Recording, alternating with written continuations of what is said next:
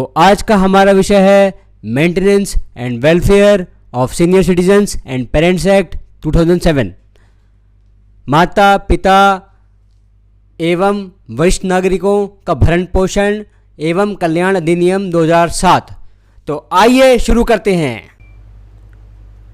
वरिष्ठ नागरिकों के जीवन और संपत्ति की सुरक्षा, अध्याय 5, chapter 5, protection of life and property of senior citizens. ठीक है, लाइफ और प्रॉपर्टी की सुरक्षा, प्रोटेक्शन का प्रावधान है अध्याय 5 में। सबसे इम्पोर्टेंट चैप्टर है ये, सबसे इम्पोर्टेंट चैप्टर। ये इम्पोर्टेंट इस उद्देश्य से है कि एक बुज़ुर्ग आदमी ज़िंदगी भर ये सोच के कमाता है कि मैं कमाऊँगा, मैं बचाऊँगा और मैं कमा के और बचा के और अपना बुढ़ापा सिक्योर करूँगा, लेकिन होता कुछ और है। पहले हम धारा 21 और 22 की बात करेंगे, फिर हम मेन धारा 23 की बात करेंगे। धारा 21 कहती है और 22 कहती है कि state government, SDM, DM, judicial officers और सारे गवर्नमेंट ऑफिसर्स जितने भी हैं, ठीक है, जो इस पूरे सिस्टम में संलिप्त है, वो सीनियर सिटीजन्स के लिए हर अथक प्रयास करेंगे कि इस एक्ट को प्रमोट करें, इस एक्ट की पब्लिसिटी करें, सबको बताएं कि उनके अधिकार क्या हैं, सीनियर सिटीजन्स को बताएं कि इसके अधिकार क्या हैं। मगर अफसोस की बात यह है कि जब इसमें कोई अमेंडमेंट आता है ना, तभी लोगों की आंखें खुलती हैं, उसके बाद लोग सो जाते हैं। लीगल सर्विस अथॉरिटीज़ तो टाइम हमेशा अमेंड बताती रहती है चीज़ों को, लेकिन जनरली लोग सो जाते हैं। 2007 में एक्ट आया था, उसके बाद अब 2017 में जब अमेंडमेंट हुई है तो लोगों की आंखें खुली है, उसके बाद फिर सब बंद। कोई कुछ नहीं बता के राजी नहीं है, कोई पब्लिसिटी नहीं हुई, कुछ नहीं हुआ।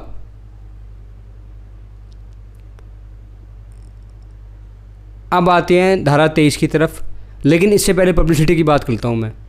अगर मान लो स्टेट गवर्नमेंट पब्लिसिटी नहीं भी कर रही, वो जो प्रचार करना चाहिए उस तरीके से प्रचार नहीं हो रहा, ठीक है, हो सकता है शायद उन्होंने वो वृद्धाश्रम भी ना बनाए हों, मगर आपके पास तो आरटीआई का अधिकार है। आप क्यों नहीं लगाते आरटीआई? अरे आप बुजुर्ग हैं तो आप आरटीआई लगाएं, आप एनजीओ संस्था है तो आप आरटीआई लगाएं। अगर आरटीआई से काम नहीं बन रहा तो पीआईएल लगाएं आप। 226 में अगर आप किसी का भला करना चाहते हैं तो पीआईएल की पावर है आपके पास। अरे आतंकवादियों के लिए पीआईएल लग रही है, तो आपके लिए क्यों नहीं लग सकती? मतलब एक वृद्ध व्यक्ति के लिए जैसे खाना नहीं मिल रहा, भोजन नहीं मिल रहा, भरण पोषण नहीं हो पा रहा, चिकित्सा सुविधा नहीं मिल रही, उसके लिए पीआईएल नहीं लग सकती ना? लग सकती है। दिक्कत यह है कि हमारे देश में बेकार चीज़ों के लिए नियत पैदा हो जाती है, संस्थाएं बन जाती हैं, आतंकवादियों की पीआईएल लग जाएगी, उसके लिए आर्गुमेंट हो जाएगी, लाइव लॉ पे जजमेंट भी पढ़ने को मिल जाएगी, लेकिन सीनियर सिटीजन्स के लिए कुछ भी नहीं। और है तो वो इतना दबा कुचला है कि मतलब ना तो सिर्फ मीडिया शो करती है ना कोई और शो करता है। राम जाने उस पर टीआरपी नहीं बनती होगी, जहाँ टीआरपी बनेगी वहाँ तो छोड़ते नहीं कुछ भी ये। तो खैर चलिए आगे चलते हैं। धारा 23 है protection of life and property of senior citizens को सिक्योर करती है। ये जो प्रॉपर्टी गलती से ट्रांसफ़र कर दी है, एक सीनियर सिटीजन ने अपने बेटे को या बिना कंसिडरेशन के ट्रांसफ़र कर दी है, एज अ ग्रेचुइटी ट्रांसफ़र की थी कि भाई इसके बदले वो मेरी टेकिंग केयर करेगा, मेरे को मेंटेन करेगा, ठीक है, मेरे को ट्रीटमेंट देगा, मेरे को प्रॉपर मेंटेनेंस देगा, लेकिन वो जो उनका बेटा है, ठीक है, वो नहीं दे पा रहा, बेटी है वो नहीं दे पा रही। तो ऐसे में वो वृद्ध व्यक्ति, वो बुजुर्ग व्यक्ति न्यायालय के दरवाजे, मतलब एसडीएम साहब के दरवाजे, धारा 5 क्लॉज 1 में फाइनल हियरिंग उसके लिए, याचिका के लिए, और 5 क्लॉज 2 में इंटरिम कंपनसेशन, मतलब कि तुरंत उसे कुछ मुआवजा दिया जाए जिससे कि वो अपना भरण पोषण कर सके। और जो क्लॉज 1 है वो तो 6 महीने बाद या 3 महीने बाद जब भी डिसाइड होगा। साथ में प्रॉपर्टी वाला मैटर भी उसके साथ ही एनेक्स कर सकता है धारा 23 का हवाला दे करके, ठीक है। तो ऐसा नहीं है कि सिर्फ एसडीएम साहब आपकी मेंटेनेंस के बारे में ही सुनेंगे, आपकी प्रॉपर्टी के बारे में सुनेंगे। और प्रॉपर्टी आपने अगर गलत ट्रांसफ़र की है, सन 2007 के बाद आपने कभी भी गलत तरीके से ट्रांसफ़र की है विदाउट कंसिडरेशन, यानी कि कोई आपने उसके बदले पैसे नहीं लिए, कुछ नहीं लिया, सिर्फ इसी शर्त पे कर दी कि भाई मेरा भरण पोषण करते रहना बस, ठीक है, लेकिन भरण पोषण अब आपका हो नहीं रहा, तो अब ऐसे में क्या होगा, ऐसे में आपके पास पूरा अधिकार है कि आप धारा 23 को क्लॉज 5(1) और क्लॉज 5(2) के साथ रीड करके और याचिका दायर करें एसडीएम साहब के पास। ठीक है, और एसडीएम साहब के पास पावर है कि अगर जो आपने ये ट्रांसफ़र किया है इसको नल एंड वॉइड कर दें, ऐसी पावर है उनके पास, बशर्ते आप इस चीज़ को प्रूव कर दें। और अगर मान लो मरे से मरा, कम से कम आपको मेंटेनेंस तो बहुत बढ़िया मिलने लग जाएगा। आपकी प्रॉपर्टी अगर अच्छी होगी तो आपको उस प्रॉपर्टी से जो इनकम आ रही है वो इनकम आपको मिलने लग जाएगी। तो आपको ये करना चाहिए, कायदे से करना चाहिए। इसके अलावा जो चाइल्डलेस व्यक्ति है, जो चाइल्डलेस बुजुर्ग है, सीनियर सिटीज़न है, और उसकी प्रॉपर्टी से कोई तीसरा आदमी उसकी पोजीशन में आकर के और अच्छा पैसा कमा रहा है और वो सीनियर सिटीज़न को नहीं दे रहा किसी वजह से, और सीनियर सिटीज़न उसको अप्रोच नहीं कर पा रहा अपनी बीमारी की वजह से, अपनी बुजुर्ग व्यवस्था की वजह से, या अपनी जीर्णा व्यवस्था की वजह से, due to his own old age he is unable and he is inform to approach that guy कि why you are not giving me, why you are not paying me my maintenance, why you are not paying me, जो मेरे को डेप्ट मिल रहा है, जो मेरे को rent मिल रहा है मेरे मकान का, why you are not paying me, why you are not paying me back. तो बेसिकली वो बुज़ुर्ग आदमी उस व्यक्ति के ख़िलाफ़, उस रिश्तेदार के ख़िलाफ़ या उस पर्सन के ख़िलाफ़ जिसे उसने अपॉइंट किया हुआ था अपना रेंट कलेक्ट करने के लिए, या जो आने वाले समय में उसका वारिस बनेगा, लीगल हेयर बनेगा, ठीक है, ऐसे व्यक्ति से वो मेंटेनेंस क्लेम कर सकता है अगर वो उसकी प्रॉपर्टी पे बैठा हुआ है तो। और अगर उसके नाम पे उसने कोई प्रॉपर्टी गलती से जाने में कर दी है तो वो उसको कैंसिल भी करवा सकता है उस ट्रांजैक्शन को, जिससे कि वो लाइन पर आ जाए।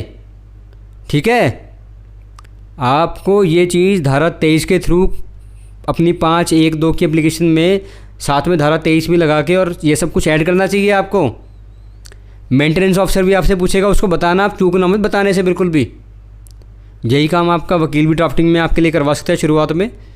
लेकिन अगर मान लीजिए आप वकील के पास नहीं जाते तो भी आपको अपने मेंटेनेंस ऑफिसर को ये सारी बातें बतानी चाहिए ताकि वो आपकी याचिका में सारी बातें डाले।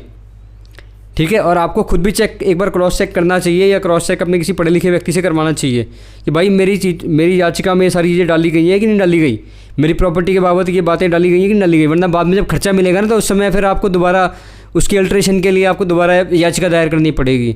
तो ये बात आप प्रथम दृष्टया प्राइमा फेसी स्टेज पे ही कर ले तो ज़्यादा बढ़िया रहेगा।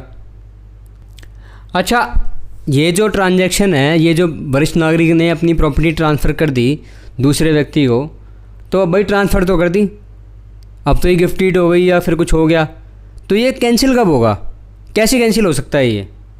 भाई ये कैंसिल तब होगा जब वो वरिष्ठ नागरिक ये बोल दे कि भाई ये मैंने बिना कंसिडरेशन के प्रॉपर्टी ट्रांसफ़र की थी, मैंने कोई पैसे नहीं लिया इसके बदले में, ये तो मैंने ग्रेचुइटी वैसे ही ट्रांसफ़र कर दी कि ये आगे मेरा भरण पोषण करेगा, मेरा कल्याण करेगा, मेरे डाइपर के पे खर्चा देगा, मेरा बाकी सारे खर्चे वहन करेगा, ठीक है, मेरा पालन पोषण करेगा, मुझे खाना देगा, भोजन देगा, मेरे मनोरंजन के साधनों का ख्याल रखेगा। लेकिन ये ऐसा कुछ कर नहीं रहा। तो अब ऐसी कंडीशन में ये प्रॉपर्टी जो इसे दी गई है इसे नल एंड वॉइड किया जाए, इसकी रिक्वेस्ट डालेगा। और ऐसे में वो ट्रांजैक्शन फिर क्या माना जाएगा कि वो ट्रांजैक्शन जो था, जो ट्रांसफ़र हुआ था, वो बाय फ्रॉड हुआ था, कपट के द्वारा हुआ था, वो बाय कोर्शन यानी कि प्रपीड़न, जोर दबाव में आकर के वो ऐसा हुआ था, या अनड्यू इन्फ्लुएंस में हुआ था, अनावश्यक प्रभाव डाला गया था उस बुजुर्ग व्यक्ति पर उस प्रॉपर्टी को ट्रांसफ़र करने के लिए। ठीक है, अनावश्यक प्रभाव, अनड्यू इन्फ्लुएंस, फ्रॉड, कपट, ठीक है, या हो सकता है कूटीकृत तरीके से भी किया गया हो, फ्रॉडलेंट तरीके से भी किया गया हो। तो ये सारी बातें धारा 23 में एक बुजुर्ग व्यक्ति साबित कर सकता है न्यायालय के आगे यथोचित बयान दे करके। मगर बुजुर्ग व्यक्ति ख्याल रखे इस बात का कि उसे झूठ नहीं बोलना है, उसे सच्ची बात रखनी है न्यायालय के आगे। न्यायालय यानी कि ट्रिब्यूनल के आगे, सॉरी मेरे मुंह से न्यायालय निकला उसके लिए मैं माफ़ी मांगता हूँ। बेसिकली ट्रिब्यूनल है, अधिकरण कहते हैं इसको। अब भाई कोर्ट में प्रैक्टिस करने वाला न्यायालय ही बोलेगा, हम तो जनाब को एड्रेस करते हैं, हमें आज तक ट्रिब्यूनल की आदत ही नहीं रही, इसलिए सॉरी। तो अधिकरण